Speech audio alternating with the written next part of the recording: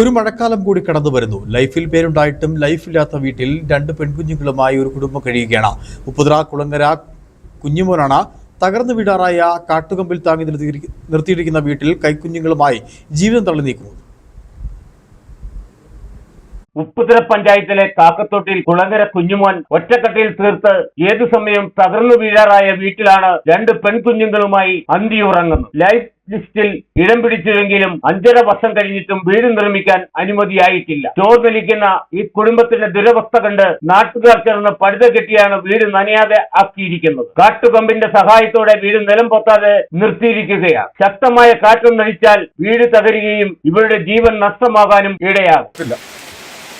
മുളക്കമ്പും വെച്ച് ഊന്നും കൊടുത്ത് നമ്മൾ നിൽക്കുക രണ്ട് കുഞ്ഞു പിള്ളേരായിട്ട്.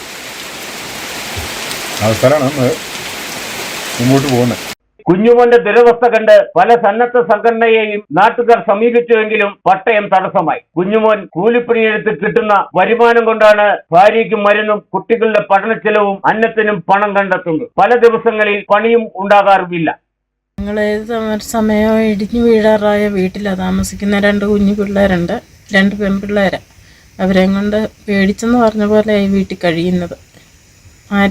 ആരെങ്കിലും മുന്നോട്ട് വന്ന് ഒരു വീട് വെച്ച് തരാൻ സന്മനസ്സുള്ളവരുണ്ടെങ്കിൽ ഞങ്ങൾക്ക് സഹായമാകും.